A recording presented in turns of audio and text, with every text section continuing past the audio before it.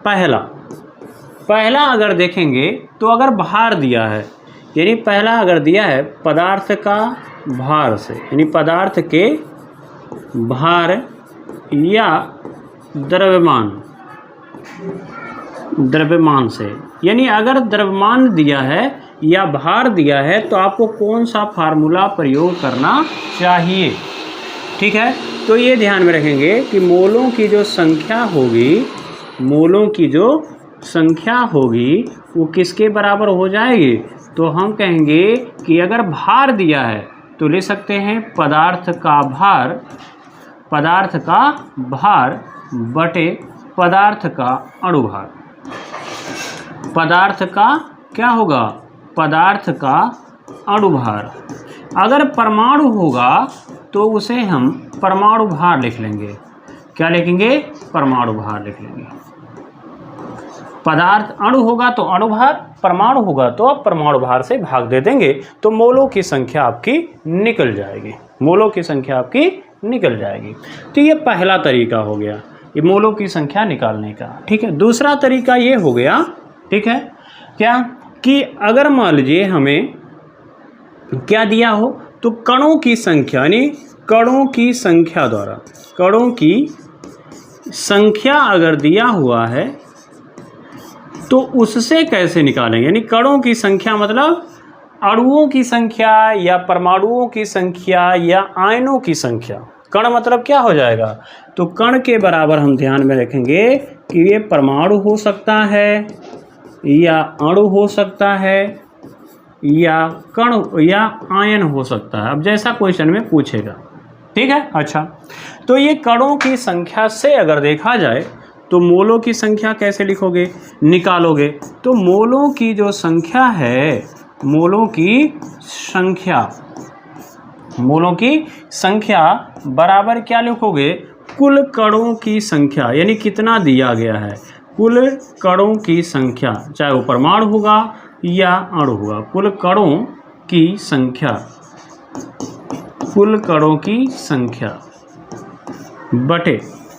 बटे क्या होगा, यानी एवोगाद्रो संख्या। क्या हो जाएगा, एवोगाद्रो संख्या हो जाएगा। कणों की संख्या, कुल कणों की संख्या बटे एवोगाद्रो संख्या। क्लियर हुआ, ये आप ध्यान में रखिएगा। अच्छा, एवोगाद्रो संख्या अगर याद नहीं होगा तो आप क्या करोगे, या तो आप ले सकते हो 6.022 गुणे 10 पे घात कितना 23, यानी इतने से भाग दे दोगे तो आपको मोलों की संख्या निकल जाएगी। बात है इसमें। अच्छा, अब एक तरीका और हो सकता है कि अगर वो आयतन दिया हुआ है, क्या दिया है, आयतन दिया हुआ है, तो कैसे निकालेंगे। तो तीसरा तरीका है कि आयतन से, यानी गैसों के आयतन द्वारा, गैसों के आयतन द्वारा, यानी गैसों का अगर आयतन दिया हुआ है तो उसकी मदद से हम मोलों की संख्या कैसे निकाल सकते हैं। तो क्या लिखोगे, मोलों की संख्या बराबर, मोलों की संख्या अगर गैस का निकालना है तो बराबर क्या लिखोगे, कुल आयतन, गैस का कुल आयतन या आयतन जो भी होगा दिया होगा, ठीक है, बटे लिखेंगे 22.4 लीटर, 22.4 लीटर। तो अगर ये लीटर में लेंगे तो आपको यहाँ भी लीटर में लेना पड़ेगा। तो अगर ये ml में दिया है तो आप भी इसको क्या करेंगे, लीटर में ले लेंगे। बात है इसमें, कोई डाउट होगा तो इसको बताएं। आया बात में। तो ये 3 तरीके ऐसे हैं जिससे हम मोलों की संख्या की हम गणना कर सकते हैं। मोलों की संख्या की गणना हम इससे है क्या कर सकते हैं भाई, कर सकते हैं। क्लियर हुआ, तो ये हो गया। अच्छा, अब कणों की संख्या से क्या पूछा जा सकता है, ठीक है, अब ये तो हो गया। अब ये पूछा जा सकता है कि परमाणुओं की संख्या बताइए, अणुओं की संख्या बताइए, है ना। तो हम उसके लिए कैसे निकाल सकते हैं, तो इसी में एक और लाइन खींच लेंगे, ठीक है।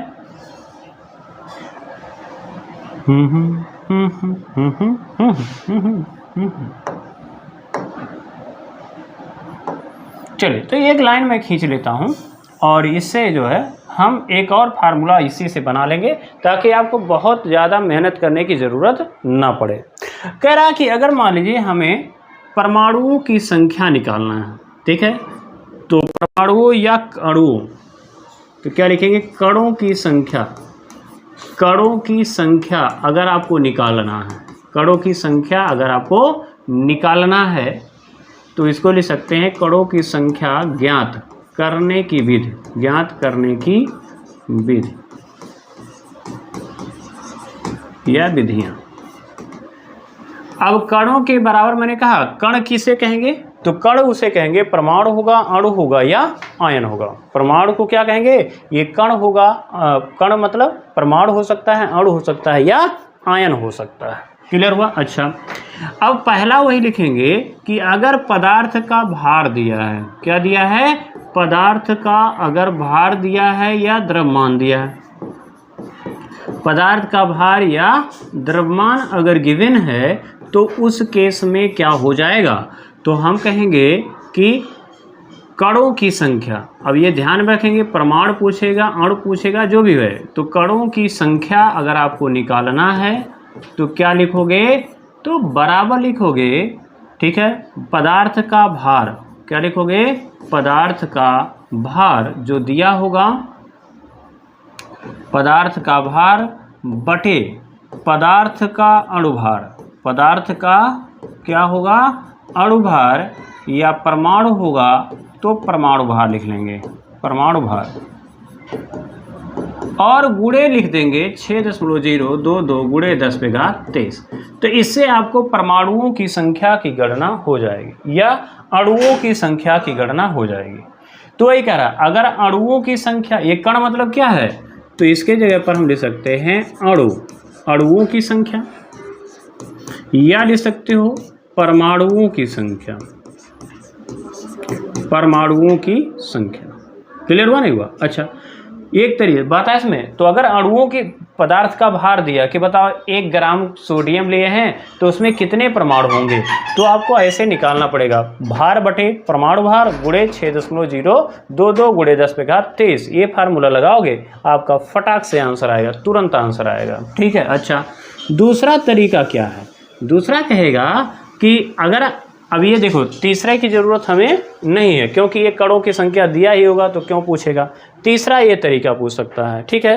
तो यहाँ पर आयतन अगर दिया होगा, यानी गैसों के आयतन से, गैसों के आयतन से अगर हमें निकालना हुआ कि ऐसे कह दिया कि अच्छा बताओ 2 लीटर कार्बन डाइऑक्साइड में कितने परमाणु होंगे, यो कितने कार्बन डाइऑक्साइड अणु होंगे, क्या कह दिया कि 2 लीटर हमारे पास क्या है, कार्बन डाइऑक्साइड है या 2 लीटर ऑक्सीजन है, तो उसमें कितने परमाणु होंगे, कितने ऑक्सीजन अणु होंगे या कितने कार्बन डाइऑक्साइड अणु होंगे, तो उसके लिए कैसे निकालोगे, तो वही कह रहा है कणों की संख्या निकालना है। अगर कणों की संख्या मतलब परमाणुओं की संख्या या अणुओं की संख्या, तो कणों की संख्या का क्या फार्मूला लिखोगे, तो यही फार्मूला देखो, मोलों की संख्या वाला ही फार्मूला पूरा लगाएंगे। गैस का आयतन जो दिया होगा तो क्या लगाओगे, गैस का आयतन, गैस का आयतन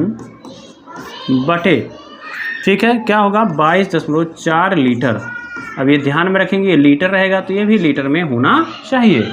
अच्छा, गुणे क्या करोगे, यहाँ पे 10 गुणे क्या करोगे, अवोगाद्रो संख्या यानी 6.022 गुणे 10⁻23 से क्या कर दोगे, भाग दे, गुणा कर लोगे, तो इससे हमें कणों की संख्या निकल जाएगी। तो यही आपका फार्मूला है और इसी के अंतर्गत क्वेश्चंस आते हैं, तो इसका आप स्क्रीनशॉट लेकर के रख सकते हो और इसे आप देख सकते हो।